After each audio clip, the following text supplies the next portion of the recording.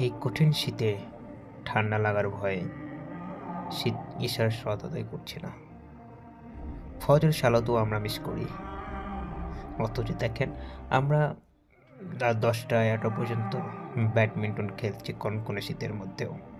অথচ ঈশার সালাত পড়তেছি না, ফজরের সালাত পড়তেছি না। কিসের কারণে? ঠান্ডার ভয়ে। ফজরের সময় যখন বলে আসসালাতু খায়রুম মিনান নাওম, ঘুমের চাইতে সালাত উত্তম, সেই পানিটাকে আমরা অ্যাভয়েড করে আরামদায়ক কম্বলের নিচে আমরা শুয়ে থাকি। অথচ দেখেন মুয়াজ্জিন তার নিজ দায়িত্বে আমাদেরকে আহ্বান করে, হাইয়া আলাস সালাহ, হাইয়া আলাল ফালাহ, আসসালাতু খায়রুম মিনান নাওম। আচ্ছা, একটা জিনিস আপনি ভাবুন তো,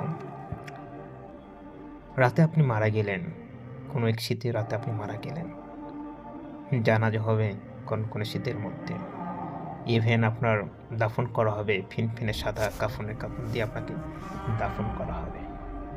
তো আপনি তো মরে যাওয়ার পরও তো আপনাকে ঠান্ডা ছাড়লো না।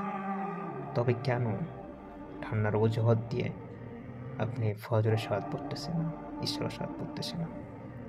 অথচ কিয়ামতের দিন আমার আপনার প্রথম হিসাব নেবে সলাত, সলাত।